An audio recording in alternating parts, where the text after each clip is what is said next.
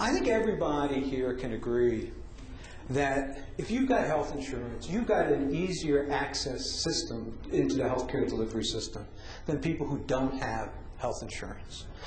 Because health insurance is a unique service, it is an industry like no other industry, where people die, where people's illnesses and diseases are cured.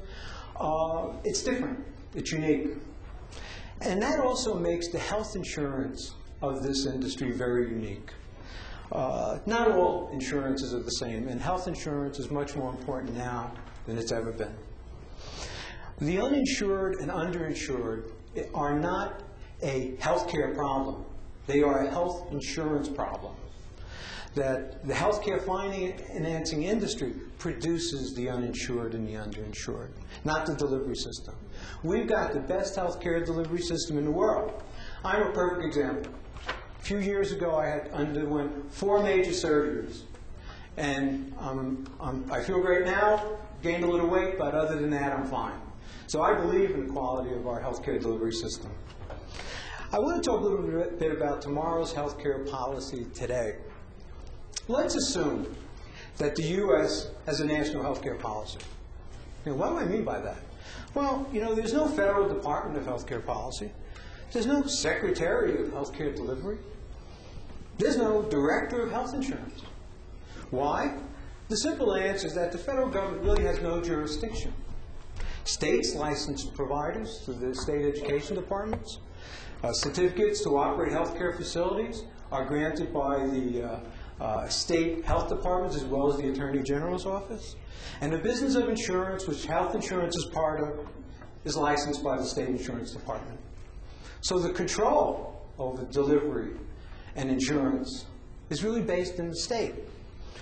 And what we find is that we've got an uninsured problem and we've got escalating costs. These are national problems, but at this point can only really be resolved on a state-by-state basis. So in essence, we do not have a national health care policy. But what we have are delivery models and financing models. Private practice physicians practice through community-based hospitals. That's the delivery model. And they get reimbursed on a fee-for-service basis. The financing model is a private health insurance system.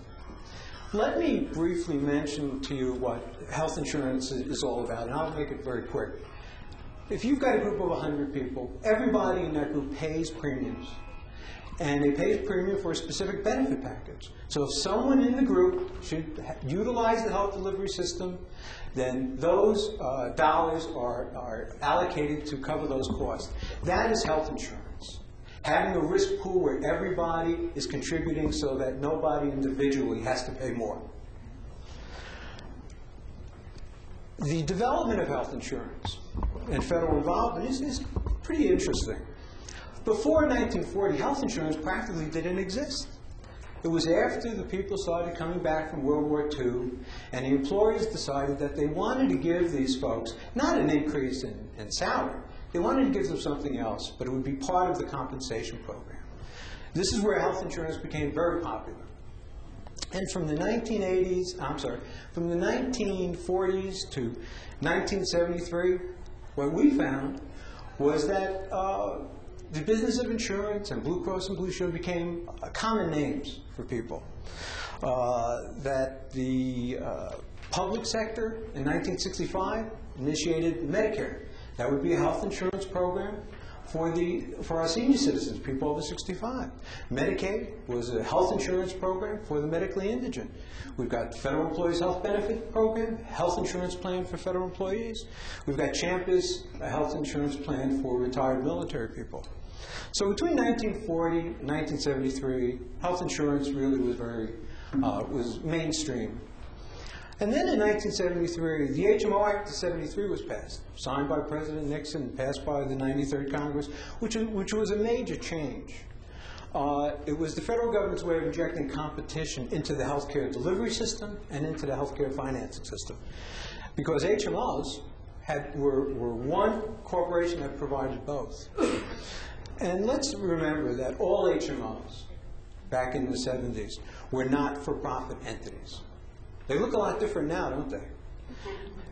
In the early 80s, HMOs, many of them converted to for-profit status. The presidents and the executive staffs made millions of dollars. The board members walked away with stock, and everyone basically got paid off.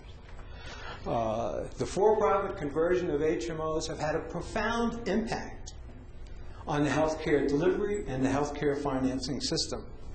That stimulated a whole wave of organizations converting to for-profit entities. The ethical implications in the early 1980s were discussed by people like myself and other healthcare executives. And we were concerned that in a system where we have to take care of the dying and the sick and the ill, that dollars might go out of the healthcare system that could be used for patient care. And actually, 20 years later, we found out we were right, that the not-for-profit to for-profit conversion was a huge mistake. How do we know that? Well, in 1980, all HMO premiums went to administration and patient care. There was no profit. In 2004, HMOs had a total profit of $11.4 billion. And these are just the HMOs.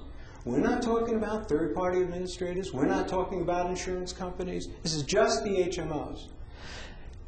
That $11.4 billion, that means that billions of dollars are being diverted from patient care to investor groups.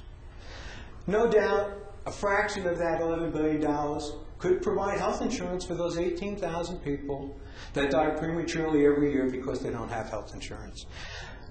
It's outrageous. We believe that there is some health insurance profiteering going on in the healthcare financing industry. To think that not one dime of HMO profits of $11 billion goes to patient care is unbelievable.